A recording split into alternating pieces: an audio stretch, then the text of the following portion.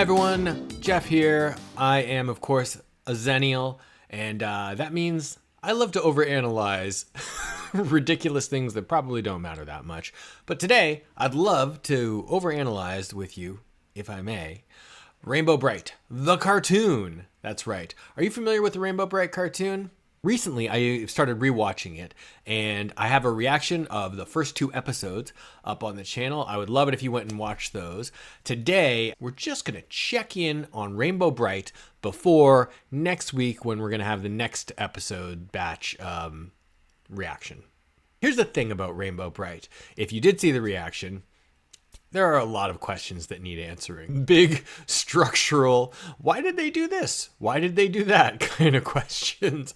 And I wanted to level set where we're at with this show before moving on to the next episodes. So, if you have not seen my reaction, that's probably okay, but you definitely need to have seen the beginning of Rainbowland Part 1 and 2 episodes of Rainbow Brite. Since I did that reaction, I've been just mulling over, stewing, simmering, and this is, to be totally candid, my second time recording this video, because the first time I was at an 11, and I'm trying to bring things down to a 5 maybe. So go watch my reaction of them, then come back to this video, or else this will not make sense. I don't want to sit here and just explain the whole thing again. So I'll see you soon. Thank you for coming back. Thank you for making sure we're all on the same page to get started with. So as we know, Rainbow Brite is this big story about a little girl trying to prove herself in a strange, magical world, stopping the bad guy, doing all these things. Very important.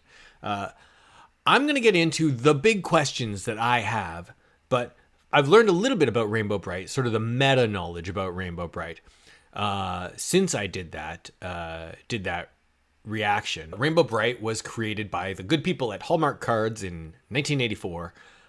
Started with 5 made-for-TV specials. They were episode-length specials. What I watched was, in fact, I was incorrect. I thought they were the first 2 episodes of these 5 specials that aired, but instead they were actually episodes 4 and 5 of the 5 specials. Apologies. They are the origin story, though, so hence my mistake. These 5 episodes seem to be written by Woody Kling and Howard Cohen. These episodes in particular are by Howard Cohen, and I just have to assume that what these writers produced was a tome of lore. And there was just a lot that they really wanted to say in terms of building out this world.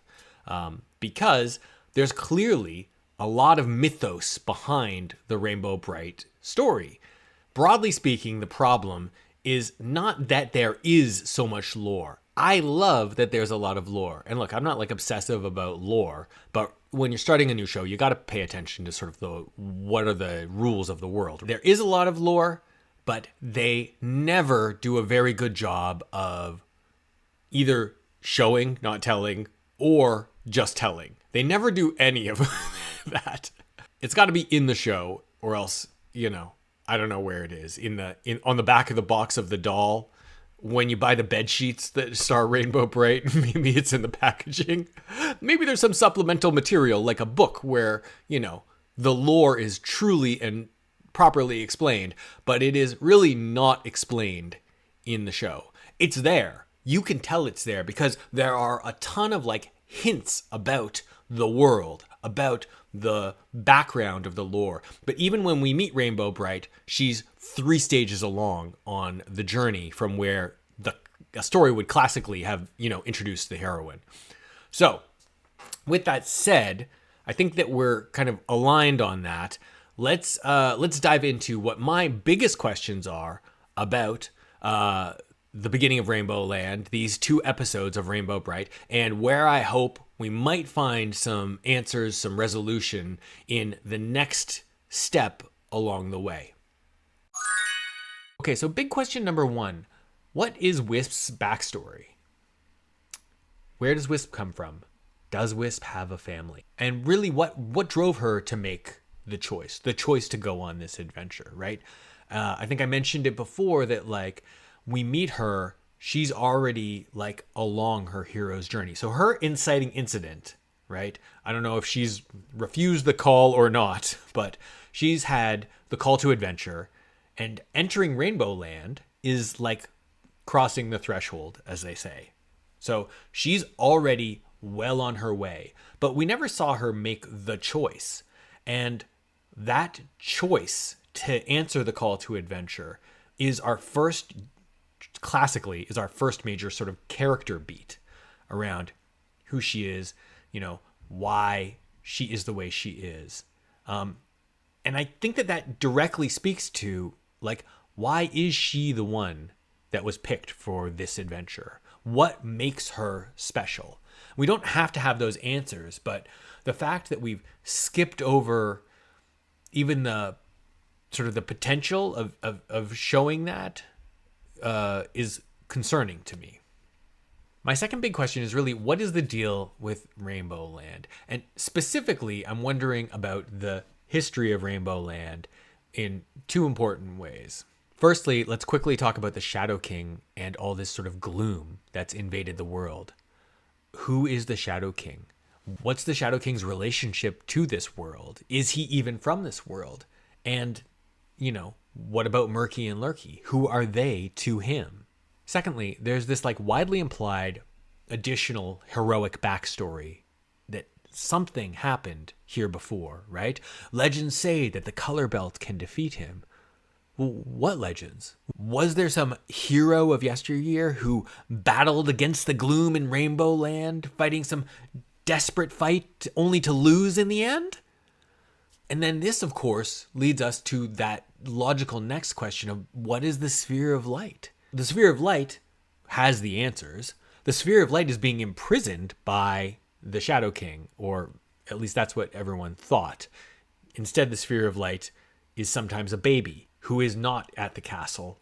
Okay, third, and you're going to have to follow me on this one. How is Rainbowland connected to our world? There's something here that I can't quite put my finger on, but you know, being in charge of colors and rainbows, it's kind of like an oversight sort of a mission. It's not just about Rainbowland, it's about all lands, kind of. Like, the Care Bears weren't just about, you know, Care-a-Lot and living in the clouds.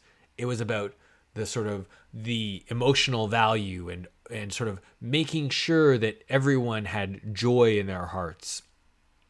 That's what is, I think it's directly stated in the text of the opening, right? Bringing happiness and joy.